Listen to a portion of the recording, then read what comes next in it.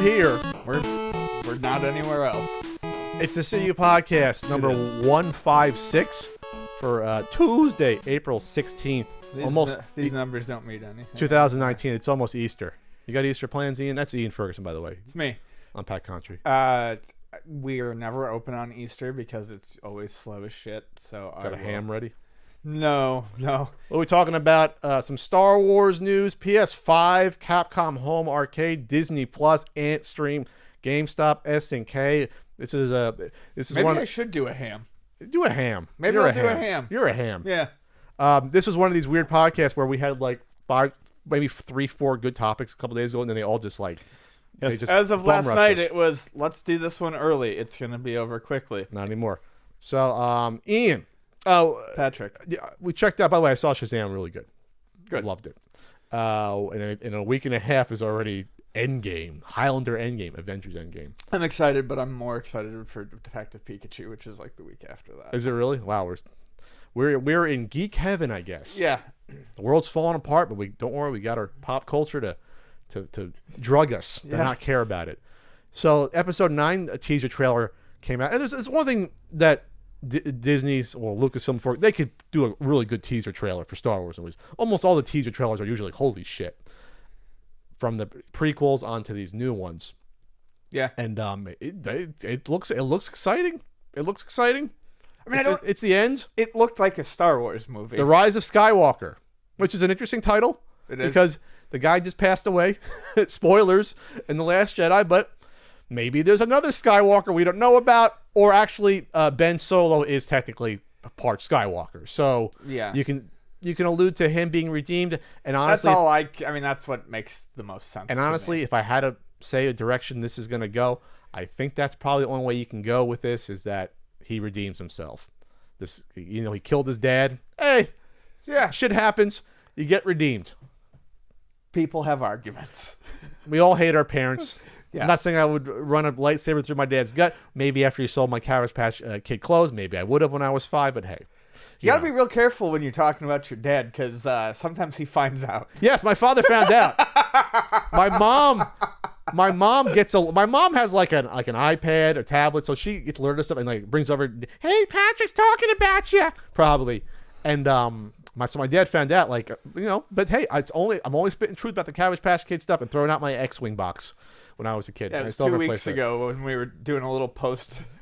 And my parents watch. About the cereal. Yeah, my dad's like, because I was like, thanks him over the coals. Well, both of my parents for feeding me like I was surprised I don't have diabetes, from all the crap, cinnamon life and honey nut cheerios. So my dad was good natured about that. My dad's softening in his old age a little bit, which is good. Took 70 years, but it's happening. Hey. So anyway, I think the episode 9 trailer is gonna be good. We talked about it with our mutual friend Yoshi a teeny bit, but I think JJ's gonna retcon stuff out of episode 8. That's all I'm gonna say. I think he's gonna reverse course on some of the Rian Johnson stuff from episode 8 that he probably didn't agree with thematically and narratively. And I think that's gonna be the most interesting part about this when this is all said and done is that 7 and 9 are going to be like the sandwich to the weirder episode 8 which I didn't think was an abomination like a lot of people. I'm not going to do a 4-hour fucking video about it like YouTubers do. You're not going to recut it? You're not going to I'm not going to recut it. I'm not going to do in an English accent, The Last Jedi is a complete cinematic failure and here's 6 hours wide. No, I got way too much time for other things going on. But it's still a weird movie. It's a weird Star Wars movie. It was fine. I finally watched it because... But you're not a huge Star Wars fan, though. No. So it affects you differently. But obviously saying it's fine is not much different. It's a 6 out of 10. Than saying it's, what you said. It's better than the prequels. That's what I'll say. But that's still not saying that it's going to become a favorite of mine because it's not. It's better than the prequels. And also I felt I enjoyed it taking... It was weird because in some ways it takes liberties. It took some liberties with the mythos. And it took a little bit more risk than The Force Awakens. Yet at the same point in time, I can't say that it still hit beats. Yeah, it hit beats, but it went off the regular Star Wars beat and track too much, I think, for a lot of people. Mm-hmm. And now I think JJ's going to bring it back in. this is a huge $1 billion investment. Bring it back in a little bit. I thought it was a fine movie. That's it. Sure. It was. But fine is not good enough for Star Wars. That's the problem. Star Wars have to be like, ah. And so they've even announced that, hey, after Episode 9, no Star Wars movies for a while. No, because Solo, that was a disaster behind the scenes.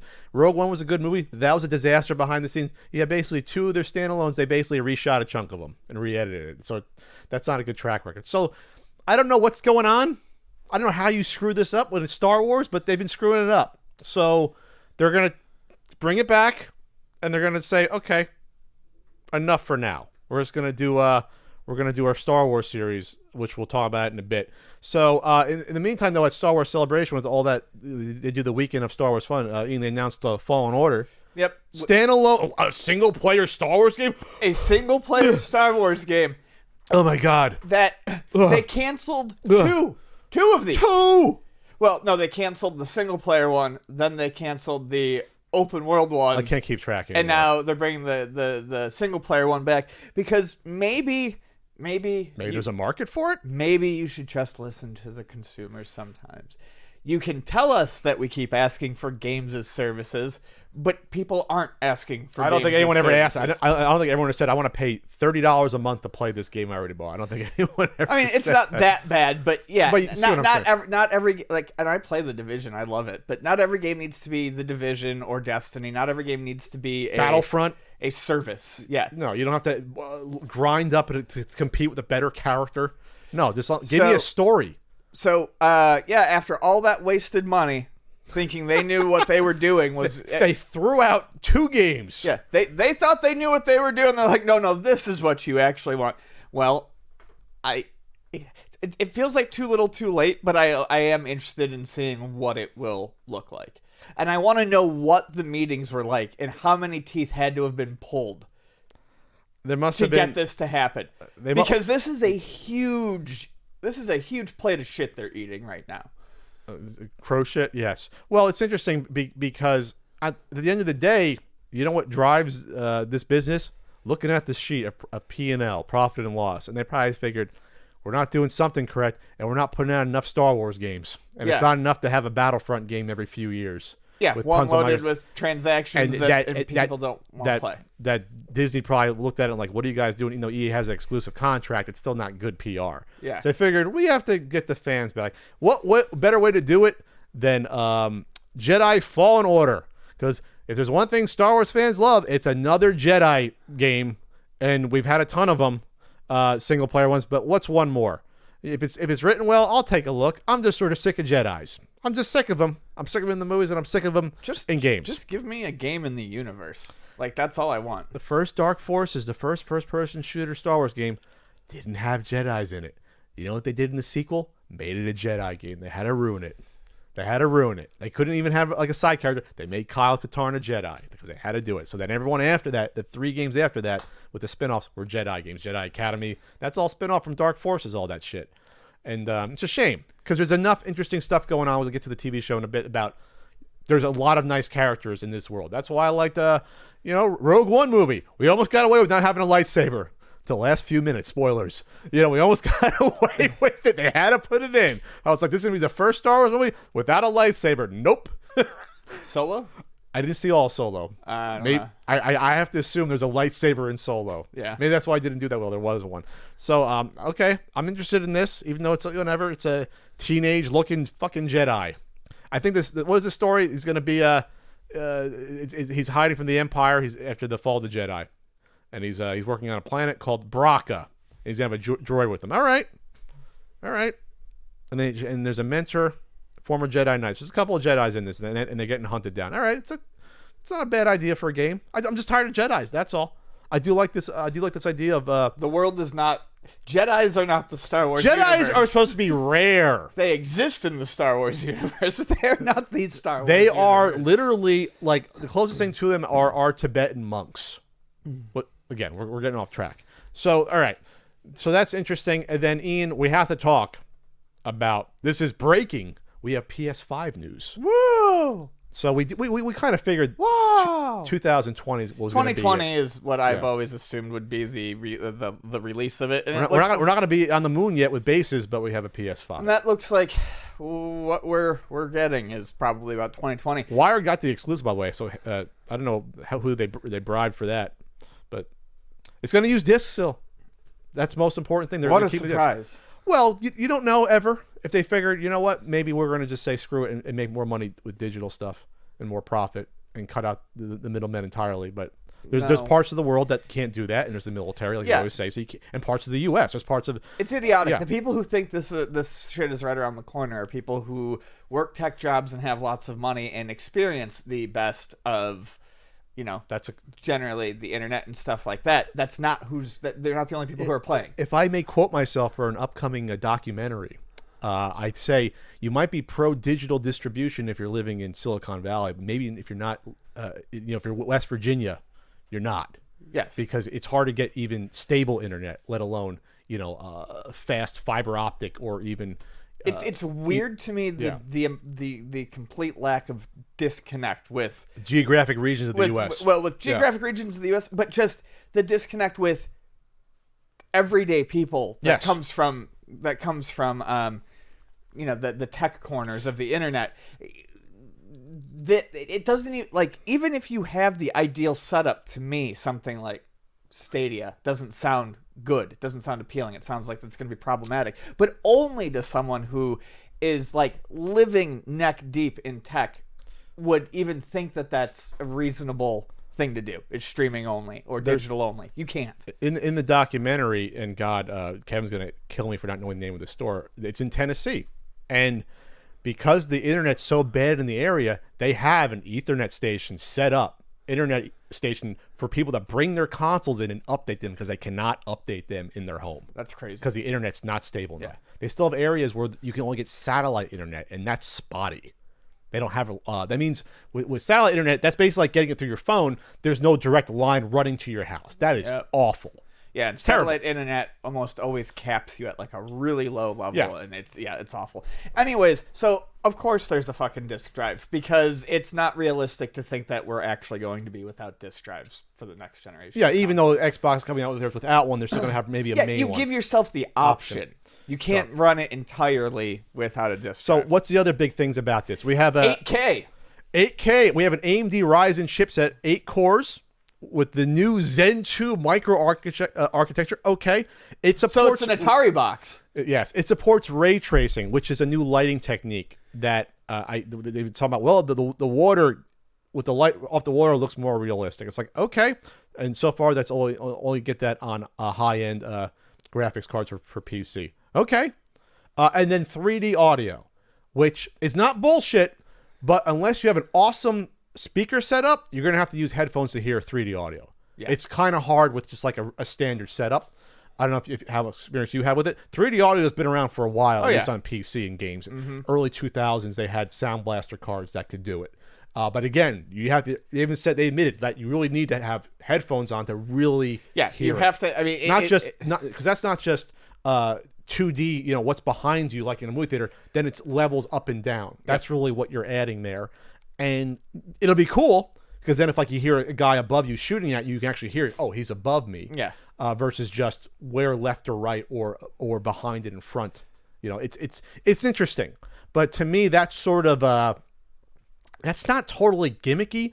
But at this point, we are running out of things to do with our consoles. Sure. We're just running out. Yeah. So if you want to say ray tracing for better light effects, okay.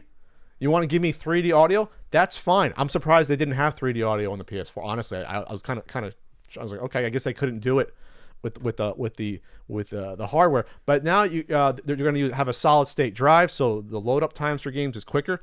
Yep. That's great. They could have done that though in a PS4. They could, if they really wanted to, they could have had they could have done that. So that's not a huge deal to me. So I guess what the big selling point though, the biggest point then is the 8K versus 4K.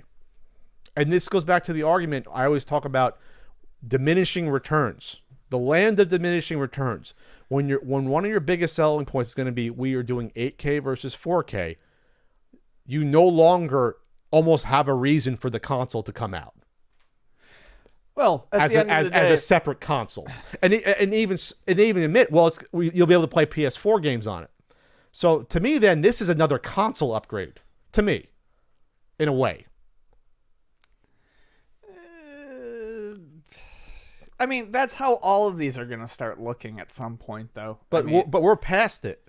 Yeah. I mean, because here's the thing: there's a lot of people that still don't have 4K TVs. I don't have a 4K TV yet. I think 1080p is fine for the size of my. I have a 55-inch.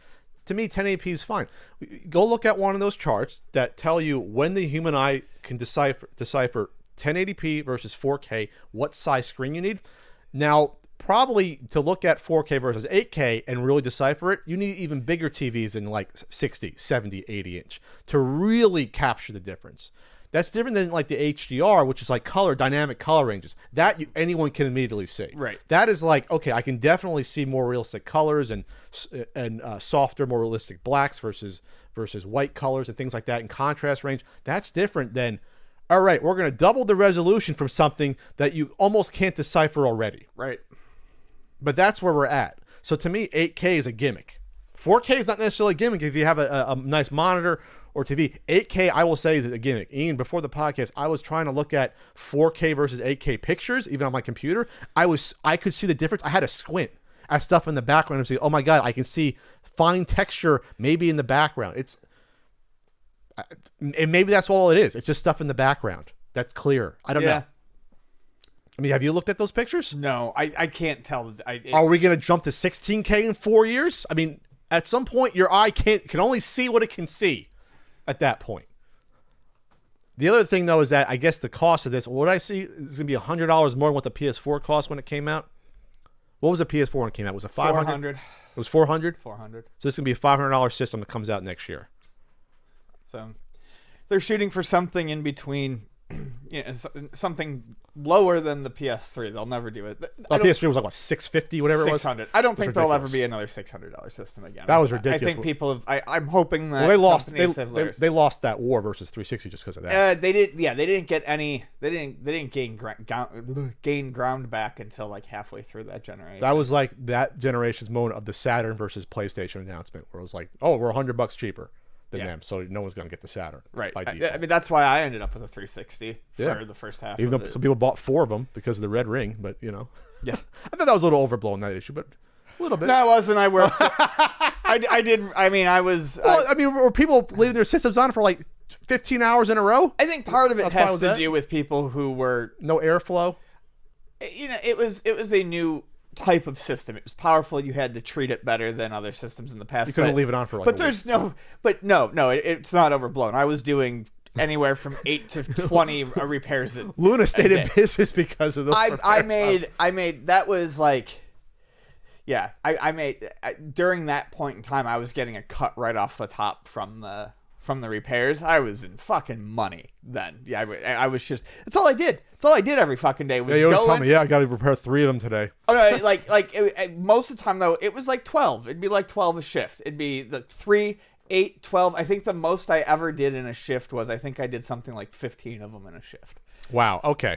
So getting back to this though, so the 3D, 8K, solid state ray tracing. That's what we're looking at as the upgrade here, and I don't know if that's going to be enough for most people. Yeah, that just got a PS4 within the past year. There's probably a lot of people that bought a PS4 just for Spider-Man, and they're fine with whatever their $200, $250 model, and then they want to throw that out for another $400 one. The difference is, you can't play the games on. I mean, the new games. Yeah, whatever they announce. If it was actually a system upgrade. Or an incremental upgrade, whatever you're trying to. I still think it's incremental. It's going to be like the like the new 3DS. There was very few games took advantage of it. The new 3DS, right? There's 2. The PS5 is going to have its own library that you cannot play on the PS4. But it comes down to exclusives, like anything else. Otherwise, you can play the crap on a PC. You can play the Xbox version on your Windows 10. Yeah, and that's where we're at. So I think this is Sony squeezing out of a stone the final console they could make to really try to stand out. because I can almost, because we talked about it before, like, yeah, you can see the difference maybe a little between PS4 and PS3. They're going to put those games side by side, PS5 and PS4. I mean, God, is anyone complaining about how good Red Dead 2 looks? From what I hear, it looks amazing on it. So you're going to tell me it's going to look that much better? Okay. Well, I guess Pat will be wrong on this. We'll see.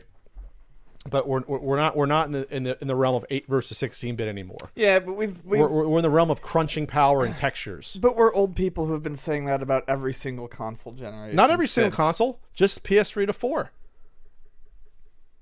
Remember, there was the first couple years of that console, they were coming out in both consoles still, versions of games, so... Yeah, but that happened with the PS2 and PS3 as well. But that was a jump up, though. That wasn't a small jump up, 2 to 3. Come on, Ian. Work with me here.